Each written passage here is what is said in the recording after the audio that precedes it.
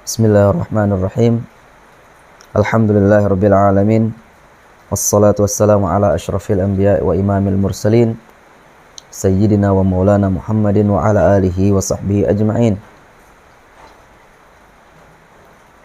Subhanaka la ilma lana illa ma 'allamtana innaka antal alimul hakim.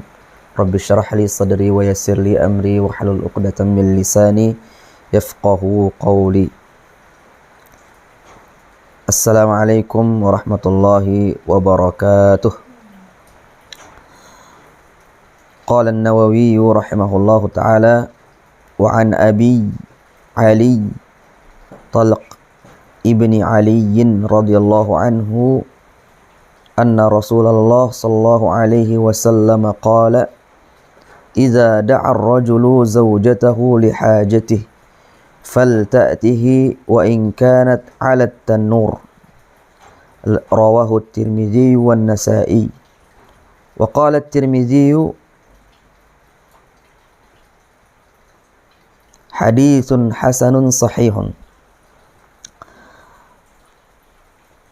Kita lanjutkan membaca dan mengambil faedah dari hadis-hadis yang dibawakan oleh Al-Imam An-Nawawi rahimahullah ta'ala dalam kitab beliau, Kitab Riyadhus Shalihin min kalami Sayyidil Mursalin. Dan kita masih berada di bab yang membicarakan tentang hak seorang suami terhadap istrinya. Kita sudah masuk di hadis yang keempat dari bab ini, dan kali ini kita bersama sahabat yang mulia sebagai periwayat hadis, yaitu Abu Ali Talq ibni Ali radhiyallahu anhu, bahwasanya Rasulullah sallallahu alaihi wasallam bersabda, "Idza da'a ar-rajulu zawjatahu li hajatihi."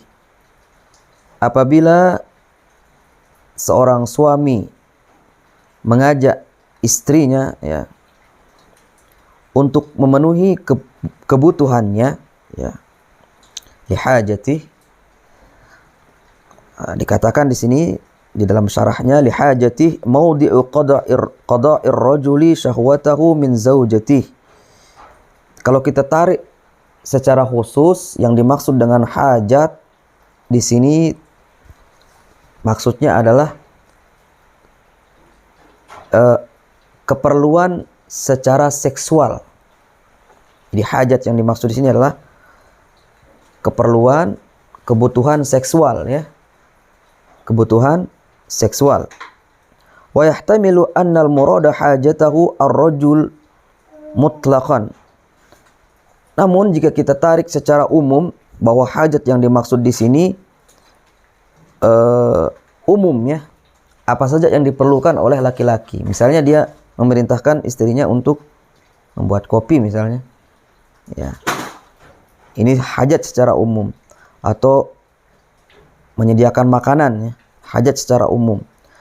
Namun kalau kita tarik secara khusus, maka hajat yang dimaksud di sini adalah berkaitan dengan syahwat atau kebutuhan seksualitas.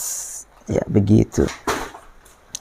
Jadi idza da'a ar-rajulu zawjatahu li hajatihi, apabila seorang suami mengajak istrinya untuk memenuhi kebutuhannya, fal ta'tihi, maka hendaknya dia segera memenuhi yang menjadi ajakan suaminya itu, memenuhi kebutuhan yang menjadi ajakan suaminya itu.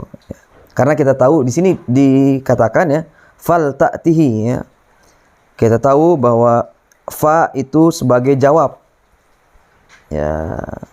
dari syarat, dan fa itu dijadikan oleh para ulama ahli bahasa ini kedudukannya adalah untuk menegaskan bahwa apa yang terjadi setelahnya adalah konsekuensi langsung dan segera dari syarat yang disebutkan sebelumnya. Jadi memberikan faedah langsung gitu loh. Di fal ta'tihi, kalau kita artikan berarti maka hendaknya si istrinya langsung memenuhi ajakan dari suaminya. Bahkan dipertegas oleh Rasulullah SAW di lafaz setelahnya, wa in kanat alat tanur, meskipun si istri masih sedang berada di atas atau sedang memanggang roti, ya, karena tanur itu dikatakan al-maudi'ul ladzi yukhbazu fih, yaitu tempat untuk memanggang roti atau tunggu pembakaran. Jadi meskipun dia sedang memanggang roti, ya, tidak apa-apa rotinya rusak, gitu, untuk memenuhi kebutuhan suaminya. Nah, ada beberapa faedah yang bisa kita ambil dari hadis yang mulia ini, ya. Yang pertama, at-ta'kidul 'azimu ala wujubi mubadaratil mar'ati li ta'ati zawjiha walau kanat fi ashabil dhuruf. Ya. At-ta'kidul 'azim. Takkid, penekanan, ya, yang sangat besar, yang menunjukkan mubadaratil mar'ati li ta'ati zawjiha, bahwa yang menunjukkan wajibnya seorang istri untuk segera, mubadarah itu segera, ya, untuk mentaati atau mematuhi suaminya. Nah, di sini sebagai penguat tentang wajibnya seorang istri untuk bersegera mentaati atau mematuhi yang menjadi permintaan suaminya. Walau kanat fi as'abil dzuruf, sekalipun si istrinya, ya, sedang berada dalam kondisi yang paling sulit. Masya Allah. Ini dikatakan alat tanur. Bahkan di dalam sebagian ulama menafsirkan enggak apa-apa rotinya itu gosong, gitu kan. Padahal ini perbuatan mubazir, gitu kan, menggosongkan roti. Tapi karena begitu hebatnya, ya, kebutuhan hebatnya atau hak seorang suami untuk segera dipenuhi kebutuhannya. Nah, selanjutnya yang kedua, saddus syari'ati baba fitnatir rajuli bil mar'ah. Nabi mengatakan ini, ya, syariat kita memberikan kita pengajaran terhadap hal ini untuk menutup pintu fitnah seorang laki-laki terhadap perempuan. Sebab kalau tidak terpenuhi, ya, kalau kita tarik secara khusus tadi, syahwatnya seorang laki-laki akan bergejolak dia itu, ya kan? Sedangkan fitnah terbesar bagi seorang laki-laki adalah pada perempuan, ya kan?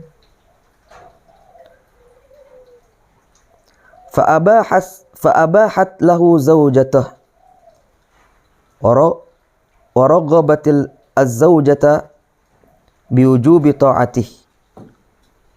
Oleh karena itu, syariat menghalalkan baginya untuk berhubungan dengan istrinya, ya, dan mendorong istri untuk wajib mentaati suaminya. Jangan ditunda-tunda, maksudnya, ya, jangan ditunda-tunda. Makanya kan begini, ya, Jabir bin Abdullah di dalam satu hadis dikatakan, Jabir bin Abdullah meriwayatkan, ya, bahwasanya Rasulullah SAW ro'a imra'atan fa'ata imra'atahu Zainab. Suatu hari Nabi melihat atau berpapasan, ya, berpapasan dengan seorang perempuan, gitu kan. Lantas beliau tergerak syahwatnya. Fa'ata imra'atahu, maka beliau segera mendatangi istrinya Zainab, ya, waktu itu. Wahia tam'asu mani'atan laha, sedangkan Sayyidah Zainab sedang menggosok kulit binatang miliknya yang mau disamak, katanya. Ini sedang sibuk nih Zainab nih, ya kan? Namun Nabi tadi di luar melihat perempuan yang menggerakkan sawat beliau gitu kan. Faqadha hajatah. Kemudian beliau pergi ke istri beliau Sayyidah Zainab, kemudian beliau menyelesaikan hajatnya. Gitu loh. Segera gitu kan. Karena kalau ditunda-tunda bisa bahaya itu gitu. Summa kharaja ila ashabihi. Kemudian Nabi setelah menyelesaikan syahwatnya atau menyelesaikan keperluan beliau pun keluar menuju para sahabat. Faqala, kemudian Nabi bersabda, innal mar'ata tuqbilu fi suratis syaitan wa tudbiru fi suratis syaitan. Sesungguhnya perempuan itu intinya adalah dihiasi oleh setan. Sejelek-jeleknya perempuan, ya kan? Kalau dia kalau dia keluar cantik aja dilihat oleh laki-laki gitu loh. Ya kan? Tertarik ada aja laki-laki tertarik sama dia gitu.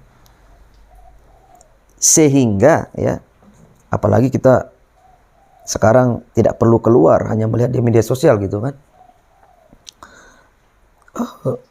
Berbagai ragam ya wajah perempuan gitu kan.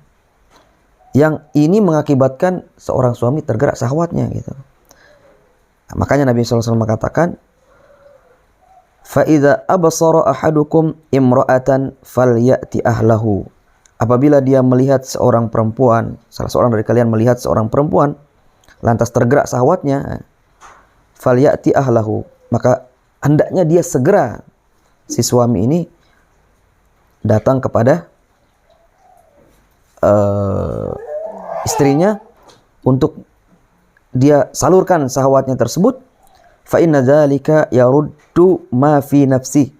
Karena yang demikian itu akan membalikkan apa yang ada pada dirinya.